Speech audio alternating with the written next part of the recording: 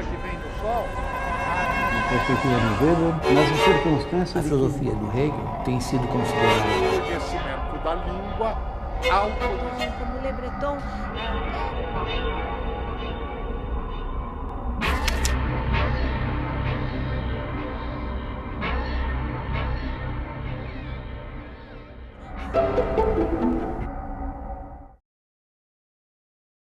Começa agora o curso livre Universidade de São Paulo. Na aula de hoje, o professor Nilson José Machado fala sobre ética e educação. Ele explica a ética com base em 2 princípios de Kant e também como ela funciona no Estado laico. Vamos então à aula de tópicos de epistemologia e didática. A gente começou pela ideia mais ampla assim, possível de educação, no primeiro dia, na primeira conversa, e vamos chegar hoje a retomar aquela conversa, mas na perspectiva da ética. Eu lembro que no primeiro movimento aqui, desse nosso percurso, a gente pensou a educação situando-se assim, entre esses 2 espaços, esses 2 movimentos assim, de conservação e de transformação. Dentro da própria palavra educação, a gente tem isso. O verbo ducere é conduzir, e o verbo educere é extrair ou conduzir para fora. Então, a educação tem esse sentido de receber quem está chegando e inserir num quadro social que já está posto, mas também tem o sentido de dar a palavra a quem está chegando e aí aparece o novo, a perspectiva da mudança, da transformação, da alteração no que existe.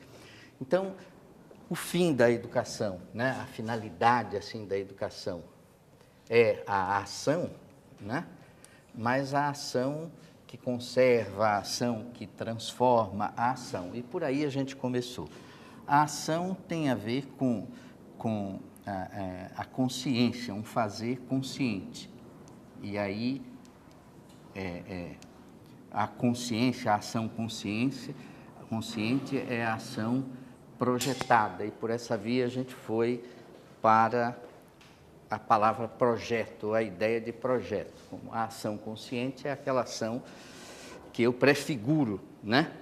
Eu peso, vejo as consequências, assumo a responsabilidade, né? E a ideia de projeto remeteu a gente para a ideia de valor, porque ter projeto é ter meta, né? E meta, assim, escolhida, eleita, né? Num cenário de valores, a meta que vale, a meta que não vale, ao que vale mais, ao que vale menos, né? E por essa via, rapidamente, a gente chega às questões de valor, que são as questões de que vamos tratar hoje, quer dizer, as questões éticas, não é? Então, isso está assim, posto desde o início. Agora, a palavra ação, ela remete a gente, não é? Para 2 outras, assim, para reação. Deixa eu...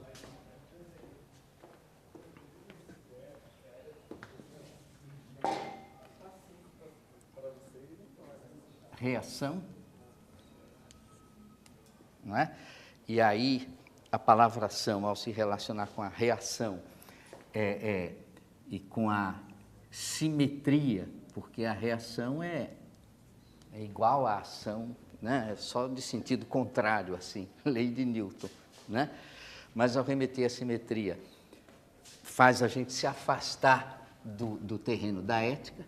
O terreno da ética é justamente o da assimetria, né? A ética não é um terreno de negócios ou de troca de equivalentes, mas a ideia de ação como fim da educação também levou a gente para outros lugares, como o da resposta, que é uma ação em resposta a outra, mas uma resposta que não tem a ver com a simetria. O bateu, levou. Bateu, levou é a simetria, né? A resposta remete a gente para a responsabilidade. Responsabilidade. A responsabilidade aí sim estabelece uma linha direta assim com a ideia de autoridade. Não há duas palavras mais associadas, autoridade, responsabilidade, não é? E aí a gente, por essa via, vai se aproximar decididamente do terreno da ética, porque a autoridade, não é? Tem a legítima, que não é legítima, e aí a gente começa a falar, quer dizer, a autoridade tem a ver com a outra vertente que vem da ação, que é a coação, e aí tem a coação legítima, a ilegítima, e aí dessa discussão da coação, né? Coação ilegítima. Coação ilegítima, força, violência, não é?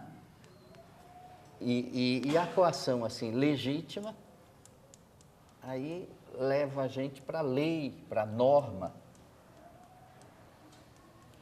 não é? Para a ideia de autoridade e, simultaneamente, para o terreno da ética, porque falar em ética aqui está falando essencialmente em lei, em normas. Em normas. Então, aí o círculo se fecha. Claro que tivemos outros percursos aí no meio, porque, ao mesmo tempo, a ideia de projeto manda a gente para a ideia de inteligência, remete à ideia de inteligência. Inteligência foi vista aqui como a capacidade de projetar, né? E a inteligência remete a gente ao conhecimento. Conhecimento é alimento, né? Para a inteligência, no mesmo sentido em que os dados são alimentos para as informações. Quer dizer, a gente se debruça sobre um banco de dados e de lá retira informações, não é? E a gente que tem projetos, tem inteligência, então tem projetos. Para realizar, precisa do conhecimento. E aí toda a conversa sobre o conhecimento nos levou à escola e aí, em geral, ao terreno da educação. E aí as coisas se misturam, né? Terreno da educação. E aí hoje, numa conversa simples assim, simples, rápida, vamos ver, explicitar algumas relações mais diretas entre a ética e a educação. O ponto crucial diz respeito aqui às normas, né? As normas que nos coagem a todos, quer dizer, a todos nós, assim, quer dizer, a educação, não é?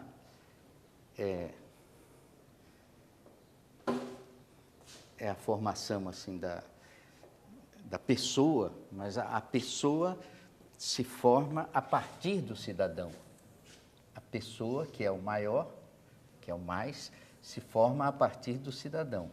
Aqui já estão implícitos dois valores grandes, o cidadão, a cidadania, o valor da igualdade, todos somos iguais como cidadãos, e a pessoalidade, o valor da diferença, todos somos diferentes como pessoa, né?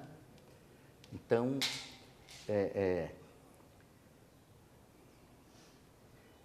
esses valores não brigam, mas a pessoa se forma a partir do cidadão. Agora, a cidadania e o respeito, quer dizer, o valor da igualdade, isso diz respeito diretamente à norma, porque nós somos iguais perante a lei. Essa é a moral da história. Todos são iguais, ou deveriam ser, ou gostaríamos que fossem, né? Perante a lei, a norma, né?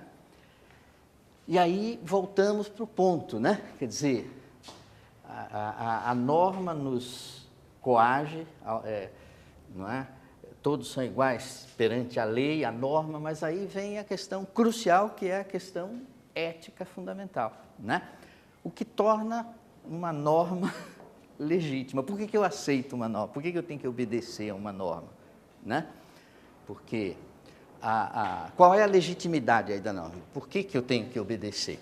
Porque a gente se forma como cidadão nesse sentido, do respeito à norma. Por quê? O que torna uma norma legítima? É a mesma questão, o que torna uma autoridade assim, o que nos leva a reconhecer uma autoridade, porque essa legitimidade, né, da autoridade está ligada a duas coisas, né?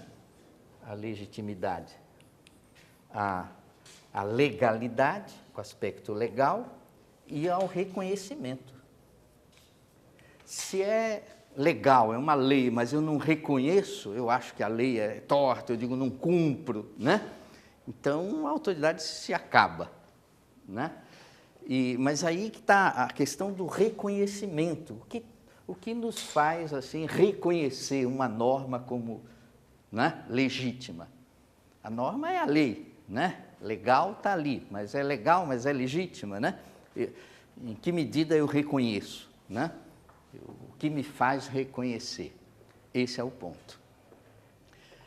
Bom, para tentar enxergar uma resposta mínima a essa questão, e na verdade não é uma resposta, são possíveis respostas para essa questão, né? É que a gente vai ter que examinar essas duas palavrinhas, a ética e a moral, né? Ambas dizem respeito às normas, mas há uma diferença assim entre as duas, que não é muito levada em consideração no discurso usual, mas que existe, né? E a etimologia às vezes esclarece, às vezes nos alerta para os desvios, mas é sempre interessante. Étimo é real, verdadeiro, a palavra étimo em grego, né? É aquilo que é a realidade, aquilo que é verdadeiro, que não é falsificado, né? Então, a etimologia é essa mistura do logos com a racionalidade assim na palavra. Se a gente vai para a etimologia, as duas palavras têm exatamente a mesma origem. Ambas, o que é ethos em grego? O que é mores em latim? Porque uma vem do grego, outra vem do latim, mas basicamente com o mesmo significado. Mores é costume, né? Os costumes, assim, o jeito que vive, o jeito que mora, né? Os costumes. E o ethos também é esse sentido em biologia e tudo, como o lugar ali onde se vive, o modo, né? Só que, a partir dessa origem comum, que tem etologia e tudo, né? Mas a partir dessa origem comum, houve uma progressiva distinção. Aqui é uma coisa diretamente relacionada ao costume mesmo, né? Mas aqui, o que se consolidou foi o significado da ética como uma reflexão sobre. Uma reflexão sobre. Então, se fala de mais frequentemente, assim, de normas morais, né? Ou de normas morais, assim, ou de leis morais e tudo. E se fala muito mais frequentemente em princípios éticos, não é? Quando você pensa em norma, algo que regulamenta alguma coisa, você está pensando mais no costume, nisso daqui, né? E quando a ética é mais uma reflexão sobre isso. Repito, nem todo mundo, nem todos os livros, nem todos os autores distinguem com nitidez as duas coisas, né? Mas quem distingue, distingue mais ou menos nessa direção, a ética como uma reflexão sobre o que a moral traduz. Agora, isso aqui não é tão decisivo. A coisa mais decisiva para a gente é o seguinte, ó, há basicamente duas fontes para as normas, duas fontes de legitimidade para as normas em geral, que aí vão completar aí o quadro inteiro, né? Duas fontes. Essas duas fontes das normas, isso é quer dizer, essa construção teórica, essa reflexão que pensa assim, as duas fontes das normas, é uma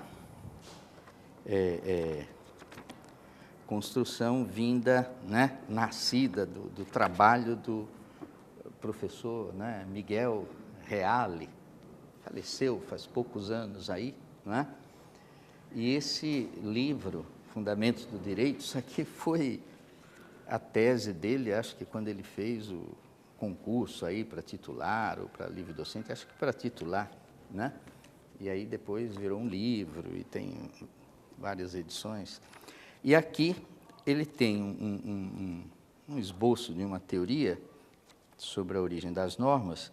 Ele faz um inventário de todas as teorias, mas ele tem um esboço aqui, no último capítulo, que é fato, valor e norma. É o último capítulo, se vocês quiserem dar uma olhada. Chama Teoria Tridimensional do Direito. E isso é citado assim internacionalmente. Você pega um livro de direito em inglês e tudo, e tem essa teoria tridimensional do direito, que se refere exatamente a essas duas fontes básicas das normas, né?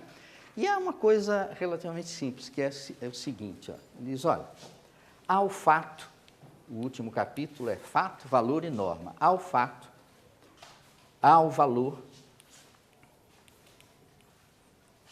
e há a norma. Não é? A lei. Agora, há a lei que resulta do fato. O fato traduz um valor, não é? E aí há um fato, quer dizer, o que existe, nós somos assim, meu povo faz isso, nasceu aqui, faz isso, faz aquilo, minha cultura é assim, e aí o fato traduz um valor. E aí isso daí é transformado numa norma, né, numa lei, e quem nasce diz, olha, aqui entre nós isso é uma coisa valiosa, isso daqui é prezado, a gente faz isso, né? Então, vamos dizer assim, uma fonte das normas é essa, é a norma, a lei que vem do costume, que vem do fato. E não vem do fato aleatoriamente, vem do fato porque o fato traduz um valor, né? Um valor para aquele povo, para aquela cultura, não é? E aí a lei nasce por isso. Naturalmente, nem toda lei nasce assim. Pô. Por exemplo, a Declaração Universal de Direitos Humanos. De quando é esse documento? 1948, né, Márcio? Artigo 1º. Artigo 1º da Declaração Universal de Direitos Humanos. Todos os seres humanos nascem livres e iguais em dignidade e direitos. Foi de tanto ver isso acontecer traduzindo um valor, que se criou essa lei? Bom, antes fosse, né? Claro que não foi, né? Se fosse basear no que ocorre naturalmente, no que rola o tempo todo, a lei seria, a nossa lei aqui é a seguinte: o grande engole o pequeno, né? O poderoso, né, vai engolindo os menores. Essa é a regra aqui, essa é a nossa cultura, né? Nós estamos vivendo isso hoje aqui, agora, no mundo, não é? Ontem ou anteontem, saiu uma matéria num dos dois grandes jornais, eu acho que no Estado, registrando que agora, né, hoje, agora, esses dias nos Estados Unidos, né, as 400 pessoas mais ricas, 400, não 400 mil, 400, 4 centenas, têm uma renda igual a dos 150 milhões mais pobres. 150 milhões, né? 400 tem a renda equivalente a dos 150 milhões da pirâmide, mais lá embaixo, né? Mais da metade. Então, a regra, quer dizer, a guerra está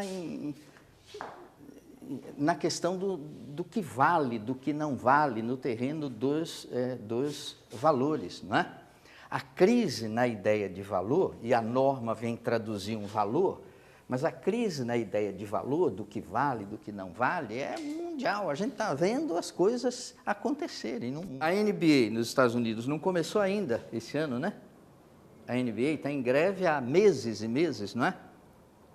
Sabe, o campeonato de basquete, que lá é mais importante que o nosso de futebol, né? Não começou esse ano, está em greve. Questão de como dividir o dinheiro, né? A arrecadação. A proposta dos patrões era dividir meio a meio, quer dizer, 50% de tudo que arrecada ficar para quem promove e 50% ficar para os jogadores, para os clubes, e os clubes aí fazer os contratos com os jogadores, e os jogadores não querem, não estão aceitando, enfim, é uma briga, e o campeonato não começou até agora, está comprometido, é possível até que esse ano não haja, né? Campeonato da NBA.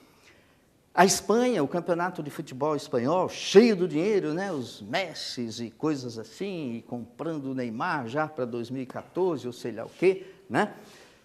Começou o campeonato semanas atrasados desse ano, também porque os jogadores que não são aqueles que recebem bastante estavam sem receber, né? Grande parte dos times italianos não está pagando salário há 5, 6 meses. Tem os 3 ou 4 que estão ganhando coisas aí, mas o desequilíbrio é total, ninguém tem mais uma ideia do que vale, do que não vale. O que um jogador, com todo respeito pela sua atividade esportiva, né? Pela beleza, pela parte estética e tudo, mas o que faz para receber 3 milhões por mês? Não é? Isso vem de algum lugar, porque algum princípio de conservação tem que valer. O dinheiro não nasce por decreto, né? Em princípio, nasce da produção, algum trabalho, não é? E de repente, ninguém sabe mais o que vale, o que não vale, né? Na crise econômica aí de 2008, a soma dos PIBs de todos os países envolvidos, todos os países da ONU, né, 190 países, somando o PIB de todos, dava uma certa quantia, sei lá, 60 trilhões, né, de dólares.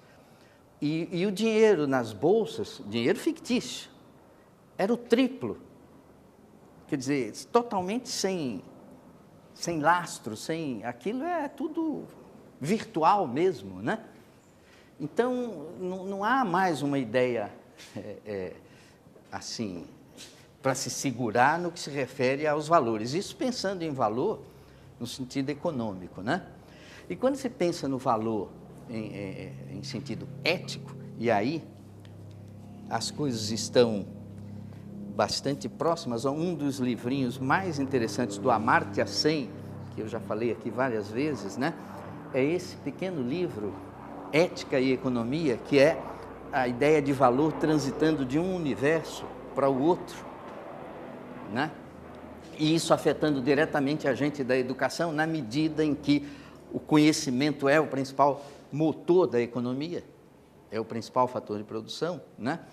Então, a crise no que vale, no que não vale, quer dizer, a crise é enorme. Aí a gente vem do iluminismo e as expectativas da modernidade, né? De a razão como grande valor, né? O racional e a fé assim kantiana de que ensina porque quem conhece o bem não vai fazer o mal, não é? A expectativa kantiana de que o mal vem da ignorância, vem de as pessoas não conhecerem, né? Quem conhecer não vai praticar, quem conhecer o bem, né? Então, de repente, isso é posto em questão, né?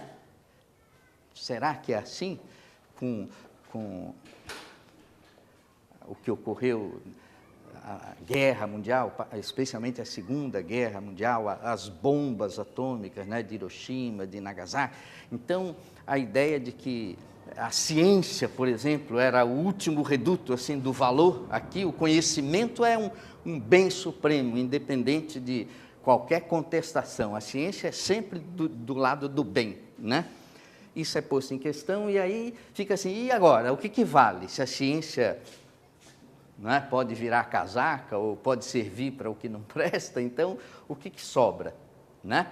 Então o iluminismo e as expectativas da modernidade explodem aí, e aí há uma bifurcação que é a pós-modernidade, que é assim, reduz os valores a pó, daí acho que o nome, as pós-modernidade, reduz tudo a pó, né? E a fragmentação dos valores, tudo é relativo à cultura. Se nessa cultura aqui o que vale é matar os velhinhos para não ficar ocupando espaço, tudo bem, é uma questão dessa cultura, é um valor dessa cultura. Vai, mata os velhinhos, manda embora, né, enterra e vamos viver a vida. Não há nada em termos absolutos, né, em termos de valores absolutos, né? E a reação a isso que vem do Habermas, da escola de Frankfurt, né, o Habermas, o Adorno, o Horkheimer e pessoas assim que dizem, não, peraí, ó, a razão como um valor, a razão não acabou. O que acabou foi uma ideia de razão. A gente precisa reconstruir o que é o racional, o que é a racionalidade, né? A racionalidade que faliu é uma racionalidade assim instrumental, a razão instrumental, né? Que busca o êxito, né? Busca maximizar coisas e minimizar coisas e busca o sucesso, né? Então isso é que faliu, mas é preciso colocar uma outra razão no lugar, e aí por essa via, não é? A gente volta para um terreno de uma outra ética, né? Uma outra ética, não a ética kantiana, fundada no grande valor, assim, a razão, mas aquela razão ciência, né? A razão que levou a ciência moderna, para essa ética associada ao nome do Habermas, que é a ética do discurso, né? Que é a razão comunicativa, que vem da ação comunicativa, né? E que vem recolocar a razão como um valor, mas um outro tipo de razão. Bom, mas uma das fontes, então, das normas, uma maneira de nascer uma norma é essa, né? Quer dizer, a que vem do costume, do fato nesse sentido do costume, né? Quer dizer, como se viesse da moral aí, dos costumes. Então, o meu avô fazia isso, meu bisavô fazia isso, meu pai fazia isso, nós achamos isso legal, e isso daí vira uma lei, quem nasce, conhece e diz, ó, nós temos que fazer isso. Tem uma série de normas que nasce assim, né? A Declaração Universal de Direitos Humanos é um exemplo de uma que não nasce assim, porque isso, a igualdade, né, não veio do fato. A ideia de igualdade, a igualdade como um valor, essa ideia, isso não existe em Aristóteles, né? Isso não existe até o século XVI. Isso aí vai se consolidar um pouco, quer dizer, vai começar a se consolidar como uma ideia, não hegemônica, mas a aparecer como uma ideia defensável. Com a Revolução Francesa e a Declaração de Direitos do Homem e do Cidadão, que vem na Revolução Francesa, né? Declaração de Direitos do Homem e do Cidadão, que é o antecessor mais próximo, né, da Declaração Universal de Direitos Humanos.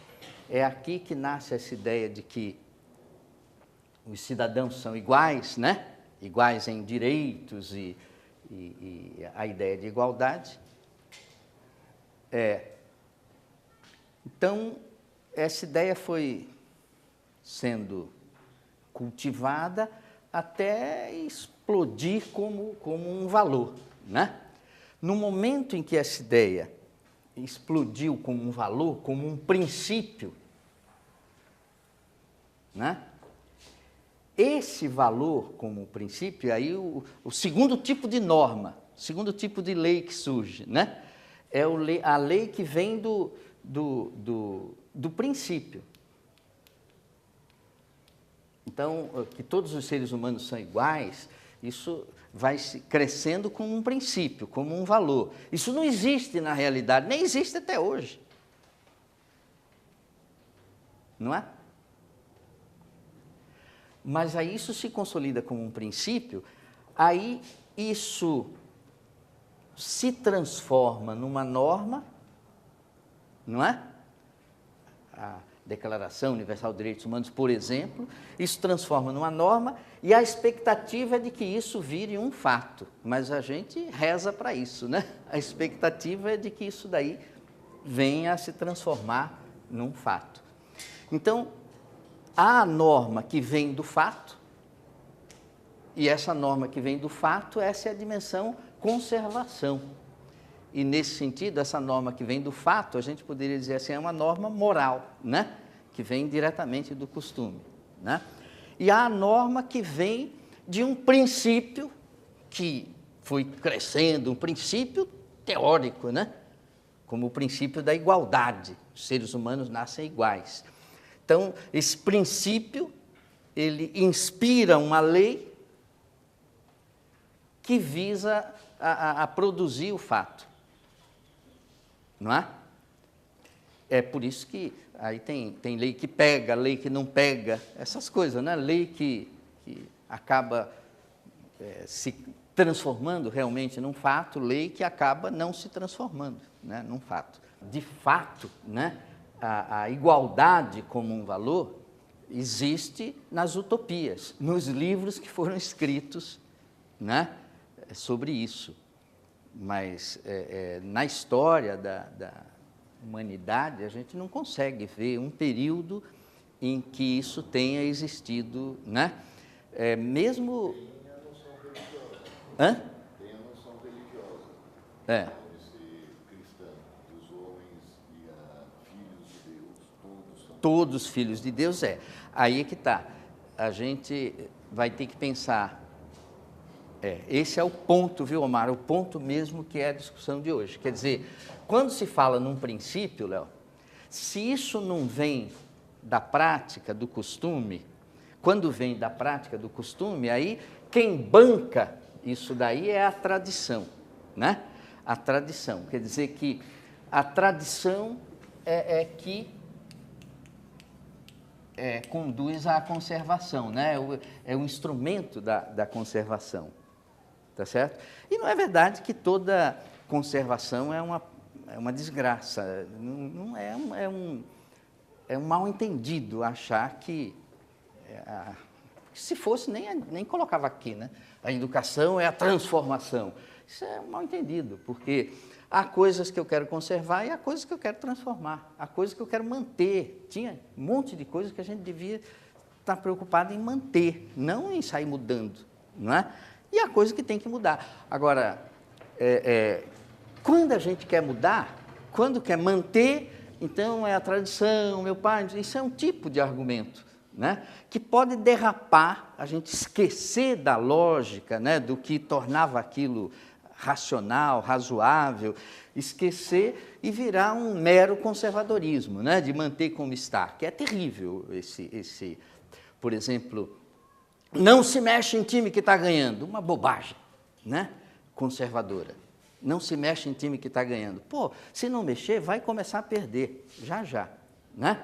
Porque as coisas mudam o tempo todo, então eu tenho que estar olhando e estar mexendo para poder continuar a ganhar.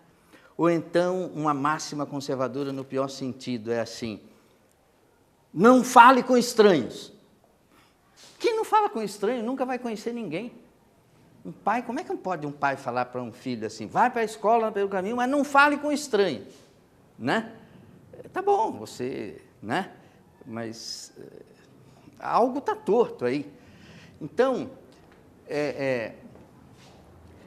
quem banca um princípio, a tradição, né? Com toda a tensão e o questionamento, porque naturalmente uma coisa não é boa simplesmente porque vem do passado, né? Então, a perspectiva crítica, né? O edútere, o deixar falar e fazer a crítica do que se recebe é fundamental para a boa, né, educação, mas quando não é a tradição, quando justamente um princípio quer mudar o que existe, aí é que surge, né, o que o Omar está falando ali da religião, aí é que surge a grande pergunta, qual é a autoridade que garante isso? Todos os seres humanos nascem livres e... Quem foi que disse que todo mundo que nasce é igualzinho? Quem que bancou isso? Né? Aí o que o Léo fala, assim, ao longo da história foi acontecendo um episódio aqui, um episódio acolá, e não sei o quê, essas coisas vão se construindo, e são seculares, né? Séculos e tudo, né? O Calvino, por exemplo, na reforma religiosa, né?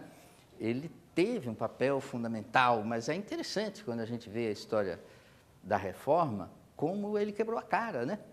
Porque o Calvino, ele queria o quê na reforma que levou ao protestantismo aí? Ele queria se opor a quem? A autoridade de quem? Da igreja, mas do Papa, né? Então, a Bíblia não, era sempre em latim, tudo em latim, e tinha que ter o padre, o bispo, não sei o quê, para poder ler e explicar para os outros, não é? Calvino é revolucionário, ele diz, olha, primeiro vamos pôr a Bíblia em inglês, ele faz a tradução, põe em inglês, depois tem que alfabetizar as pessoas, veja que coisa, né? Revolucionário, alfabetizar todo mundo e fazer as pessoas lerem, elas vão ler, né? Não tem que ter um padre para fazer isso, né? E ele acha que está apenas eliminando a autoridade da igreja, do Papa e tudo, né? Está minando só esse tipo de autoridade. Mas, de fato, ele elimina a ideia de autoridade, não sobra nada. O Márcio já ia falando assim a ética protestante e o espírito do capitalismo e tudo, que é um texto do Weber, não é? Então, porque esse é o ponto, você retira essa autoridade e ele achava que não precisava colocar, não tinha que trocar de papa, trocar o papa da igreja por outro papa, não era essa a ideia, era que não precisava, né? Só que isso bagunçou a relação, por exemplo, com os camponeses na época. Tem um filme que a gente pega no circuito aí de locadoras e tudo, Lutero, muito interessante, né? E que a gente vê isso, aí acaba com a autoridade, então também na relação com os camponeses e tudo, não acaba só aquela autoridade na leitura da Bíblia, a autoridade, né? O reconhecimento precisava vir de algum lugar, algum outro tipo ia ter que ocupar ali, né? E aí dá a confusão geral que deu, né? Mas o fato é que a pergunta que fica é: quem é que banca um princípio, né? É tão complicado quanto a pergunta por que a tradição deve ser mantida. Porque é igualmente discutível. Por que eu tenho que manter o que o meu pai fazia, o meu avô fazia e tudo, né? Por quê? Mas a resposta é: isso é considerado um valor e tudo, quem entra aqui, né, vai entrar nessa. Bom, mas é complicado, né? A gente não pode congelar o mundo, né?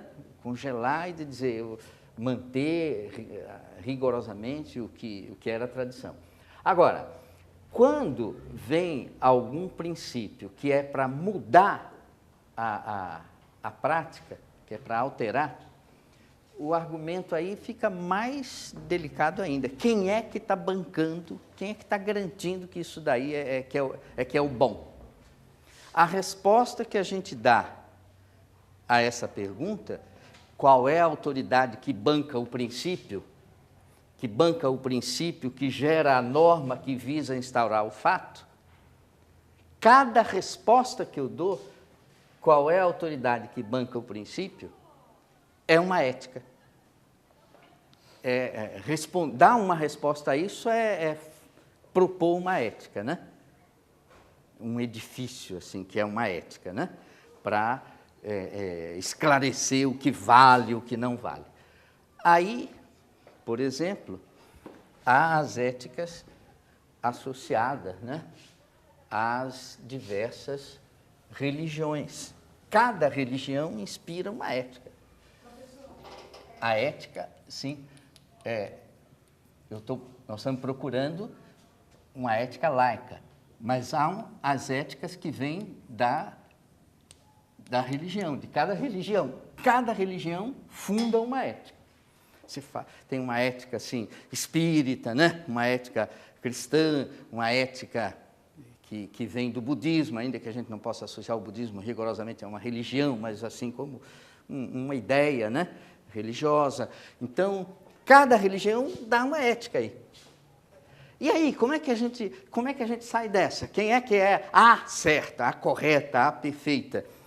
Não é à toa que, no mundo, os primeiros textos escritos sobre a ideia de tolerância são referentes à intolerância religiosa. Voltaire, né? A Revolução Francesa, Voltaire tem um livrinho precioso, tem em português, chamado Cartas sobre a Tolerância. O livrinho do Voltaire, né? É todo voltado para a intolerância, o quê? Religiosa, né? O que é certo, o que é o verdadeiro, o que é o belo, o que é o justo, né? Cada religião funda uma, e a religião, vamos dizer assim, ela é uma racionalização do que vale, do que não vale, uma racionalização dos valores, dos princípios. É uma racionalização a religião, mas uma racionalização que decorre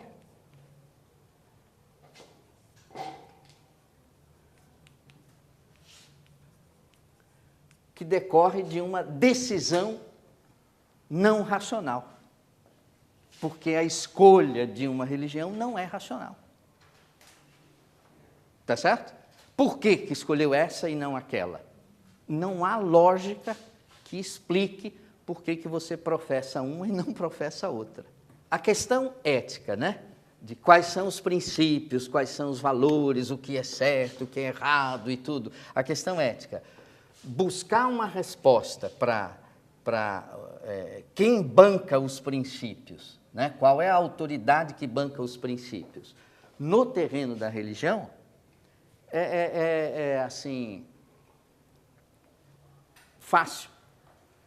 Porque se você escolher uma, já te dizem tudo que é certo e dali para frente você não tem mais o que fazer, é um conforto, né? Mas é uma impaciência, é resultante muitas vezes de uma impaciência, porque procurar isso fora do terreno da religião, né? Aí como é que fica? Quer dizer, as respostas que são dadas fora do terreno da religião, no terreno laico, que tipo de resposta tem? O que vale, o que não vale, né? Quais são os princípios para fundar uma ética fora do terreno da religião? Na próxima aula de tópicos de epistemologia e didática, o professor Nilson Machado continua a explicação sobre ética e educação.